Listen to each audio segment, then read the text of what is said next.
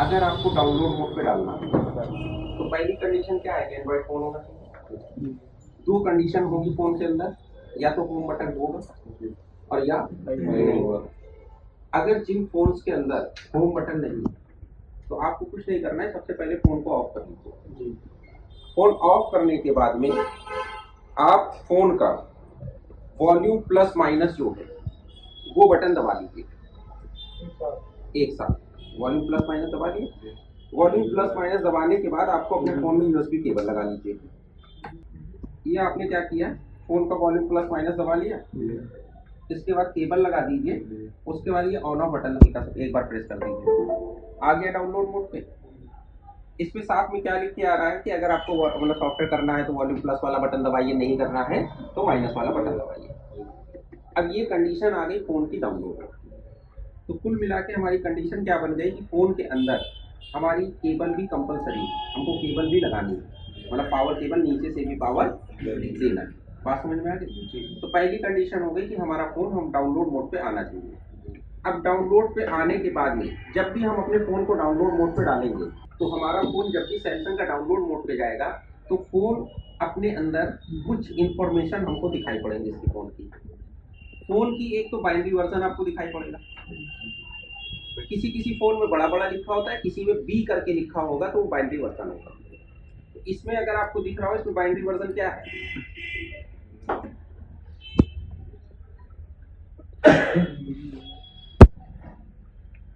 Four दिख रहा है, बाइनरी 4 दिख रहा है। इसका मतलब जो इसके अंदर फाइल पड़ी हुई है वो बाइनरी 4 की पड़ी है। इसके अंदर, इस मॉडल के अंदर एफआरपी का स्टेटस नहीं लिखा हुआ। ठीक, आपका जो दूसरा मॉडल था उसमें एफआरपी देखिए ऑन है कि ऑफ है। जब भी फोन को हम अपने डाउनलोड मोड पे डालेंगे तो ये देखेंगे कि फोन की एफआरपी ऑन है कि ऑफ है। तो जिस मॉडल के अंदर क्या लिखा हो, एफआरपी ऑन लिखा होगा, तो इसका मतलब जब भी आप फोन में सॉफ्टवेयर करेंगे उसके बाद मेल आईडी पासवर्ड मांगे। और जिसमें अगर एफआरपी ऑफ लिखा हो तो इसका मतलब फोन में जब भी आप सॉफ्टवेयर करेंगे उसके बाद आपका एफआरपी लॉक पे आपका फोन अटकेगा नहीं। बात समझ में? मतलब फ्लैश करेंगे उसका फोन चालू हो जाएगा। अगर एफआरपी ऑन लिखा है तो ऑन लिखा है तो जब भी आपका फोन चालू होगा सॉफ्टवेयर करने के बाद में तो आपसे मेल आईडी पासवर्ड पुरानी वाली मांगेगा। बात समझ में? अगर एफआरपी ऑन लिखा हुआ है तो अगर ऑफ नहीं है तो ऑफ लिखा है तो इसका मतलब एफआरपी नहीं लगी, उसमें किसी ने मेल आईडी नहीं डाल रखी है, या मेल आईडी हटी हुई है, मतलब कोई मेल आईडी पड़ी नहीं है। मान लो कस्टमर जो फोन यूज कर रहा था उसने मेल आईडी नहीं लगा रखी। बात समझ में आई? ठीक, तो अभी क्या है कि हमें अगर इस फोन के अंदर सॉफ्टवेयर करना है तो इसके अंदर हमको मॉडल नंबर दिखाई पड़ रहा है। जो भी मॉडल की इसके अंदर फाइल पड़ी हुई है, जो भी मॉडल नंबर है वो इसके अंदर दिखाई पड़ रहा है। तो M022G दिखाई पड़ रहा है। तो इसका मतलब हमको इसके अंदर जो सॉफ्टवेयर करना पड़ेगा M022G का सॉफ्टवेयर करना पड़ेगा। दूसरी बात क्या है कि इसके अंदर जो फाइल पड़ी हुई है बाइनरी 4 की पड़ी हुई है। तो हम जो भी फाइल इसके अंदर डालेंगे या तो बाइनरी 4 हो या उससे ऊपर की फाइल हो, या तो बाइनरी 4 हो, सेम बाइनरी हो, या उससे अप वर्जन की, लो वर्जन की फाइल नहीं पड़ेगी। इतनी बात समझ में आ गई? ठीक, अब हम क्या करेंगे कि सॉफ्टवेयर करना है तो हमारे पास फाइल पहले से होनी चाहिए M022G की। तो अभी जस्ट हम लोगों ने फाइल डाउनलोड करी 22G की कि नहीं करी? तो फाइल हम लोगों ने जो डाउनलोड करी थी वो कौन सी बाइनरी की करी थी? 4 की करी थी। मतलब सबसे लेटेस्ट हमने कर रखी है तो इसलिए कोई टेंशन नहीं है। अगर हमने बाइनरी 3 की फाइल करी होती तो हमें ये नहीं तब फाइल नहीं पड़ेगी ना। बाइनरी 3 फाइल या तो 4 की डाल सकते हैं ना, 4 की डाल सकते हैं, बाइनरी 4 की ही फाइल पड़ेगी। तो अब हमें क्या करना होगा कि जो हमारा सैमसंग का ओडियन सॉफ्टवेयर है उसको हम खोलेंगे। ठीक, तो ओडियन सॉफ्टवेयर अगर हमने पहले से अपने पास डाउनलोड करके रखा हुआ है तो ओडियन सॉफ्टवेयर अभी हम लोगों ने जस्ट डाउनलोड भी किया था, और नहीं हो तो आप कर लीजिएगा। मान के चलिए 3.10 अगर उससे हम सॉफ्टवेयर करना चाहें तो 3.10 खोल लिया। दूसरी बात, जब भी आप ओडियन सॉफ्टवेयर खोलेंगे आपको ये देखना है कि आपका मोबाइल कंप्यूटर से कनेक्ट है कि नहीं। तो यहाँ पर देखिए ये क्या लिख के आ रहा है, टॉप 13 क्या लिख के आ रहा है। इसका मतलब ये जो मोबाइल है हमारा ये हमारे कंप्यूटर से कनेक्ट है। दूसरा तरीका, अगर आपको ये देखना हो कि आपका मोबाइल आपके कंप्यूटर से कनेक्ट है या नहीं है, तो इसके लिए आप डिवाइस मैनेजर खोल लीजिए। क्या खोलेंगे?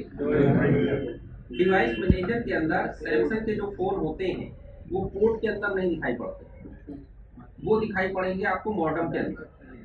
इसके अंदर तो ये देखिए यहाँ मॉडम है, मॉडम के अंदर सैमसंग मोबाइल यूएसबी दिखाई पड़ रहा है। अभी सपोज करिए हमने अपने मोबाइल से डेटा केबल निकाल दिया। अब डेटा केबल निकालने के बाद से यहाँ मॉडम गायब हो गया कि नहीं गायब हो गया? अब यहाँ मॉडम आ ही नहीं रहा, ऑप्शन ही नहीं आ रहा ऑप्शन नहीं। अब देखिए हम क्या करते हैं, फिर से ओडीएम खोलते हैं। यहाँ पर फॉर्म कोड के अंदर कुछ दिखाई पड़ रहा है, इसका मतलब कोई भी मोबाइल कनेक्ट नहीं। अब हम फिर से क्या करते हैं कि अपने मोबाइल में डेटा केबल लगा देते हैं। डेटा केबल लगाने के बाद में हमने ओडीएम खोलेंगे। अब देखिए यहाँ पे आ गया कि नहीं आ गया? अब यहाँ पे कॉम्पोर्ट का नंबर कुछ भी हो सकता है, कुल मिला के मोबाइल हमारा कनेक्ट हो। अब दूसरी बात, अगर डिवाइस मैनेजर में देखो तो डिवाइस मैनेजर के अंदर देखो मॉडम का पोर्ट बन के आ गया और उसके अंदर यह सैमसंग मोबाइल यूएसबी मॉडम दिखाई पड़ रहा है। इसके आगे कोई पीला निशान वगैरह है? येलो क्वेश्चन मार्क है? नहीं। तो इसका मतलब ये जो मोबाइल है हमारा ये कनेक्ट है। बात समझ में आई कि नहीं है? मोबाइल हमारा कंप्यूटर से कनेक्ट हो गया, इसका ड्राइवर वगैरह हमको इंस्टॉल करने की जरूरत नहीं। अब अगर हमको इस सेट में सॉफ्टवेयर करना है तो हमें क्या करना होगा? फाइलें सेलेक्ट करनी। क्या करना होगा? अब है क्या कि इसकी फाइल अगर हमने नेट से डाउनलोड करके रखी हुई है, पहले हम देख लें कि फाइल है कि मेरे पास नहीं है। तो हमारे पास ये जो फाइल पड़ी हुई है M022G की फाइल पड़ी हुई है। अब अगर हम इसको खोलते हैं, इसके अंदर ये फाइलें पड़ी हुई हैं कि नहीं पड़ी हुई है? पड़ी हुई है। तो ये जो फाइलें हमारी पड़ी हुई है, तो ये फाइल हमारी कितनी सारी फाइलें दिखाई पड़ रही हैं? 5 फाइलें दिखाई पड़ रही। APBL CP CSC CSC के नाम से 2 फाइलें, एक CSC ये है, एक होम CSC, मतलब CSC की 2 फाइलें, बाकी BL AP CP 3 फाइलें। ठीक, बात समझ में? हो सकता है कि किसी मॉडल की आप फाइल डाउनलोड करें तो अभी यहाँ पर आपको 4 या जो 5 फाइलें मिल रही है, सिर्फ 1 फाइल। क्या मिले? होता क्या है कि कंपनी कई बार ऐसा भी करती है कि 5 फाइलों को मिला के 1 फाइल बना देती है और ये 5 फाइलें अलग अलग दे देती है।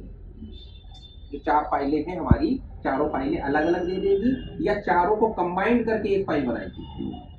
तो अगर हमारे पास ये 4 फाइलें अलग अलग हैं, क्या है? अलग अलग है, तो हमें क्या करना होगा? फाइल को सिलेक्ट करना होगा। फाइल को कैसे सिलेक्ट करेंगे? जब BL के अंदर जाएंगे, BL पे क्लिक किया तो यहाँ पर हमें बूट लोडर या BL जिस फाइल पे लिखा हो वो सिलेक्ट करनी हो।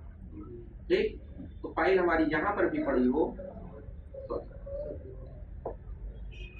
इसके अंदर पड़ी हुई है, तो BL के अंदर BL वाली फाइल ले लेंगे, ले लिया। CP के अंदर CP लेंगे, AP के अंदर AP लेंगे, CSC के अंदर CSC लेंगे। कोई भी फाइल पहले या बाद में ले सकते हैं, उससे कोई फर्क नहीं पड़ेगा। अगर आप चाहें पहले इसको सेलेक्ट कर लें या इसको सेलेक्ट कर लें, उससे कोई दिक्कत, मतलब चारों सेलेक्ट होनी चाहिए। चाहे पहले कौन सी सेलेक्ट करिए, उससे कोई लेना देना नहीं। मान के चलिए आपने CP अगर सेलेक्ट करना चाहें तो CP सेलेक्ट कर लीजिए। ठीक, जब AP के ऊपर क्लिक करेंगे तो ऐसी फाइल हमको लेनी है जिसपे AP लिखा हो। ठीक, तो सबसे ऊपर AP लिखा है। होता क्या है कि जो हमारी AP फाइल होती है उसका साइज सबसे बड़ा होता है, तो इसलिए उस फाइल को लोड होने में ज्यादा टाइम लगता है। ठीक है ना?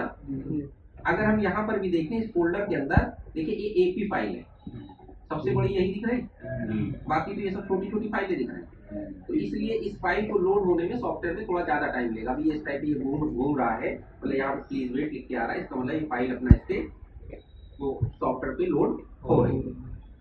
अब इस टाइप पे हमारे पास वेट करने के अलावा दूसरा कोई ऑप्शन नहीं। अपना रिस्टार्ट होगा थोड़ी देर, मतलब ये जो भी है अपना सेटिंग्स वगैरह। अब केवल हटा सकते हो तो सॉफ्टवेयर का काम खत्म हो गया ना।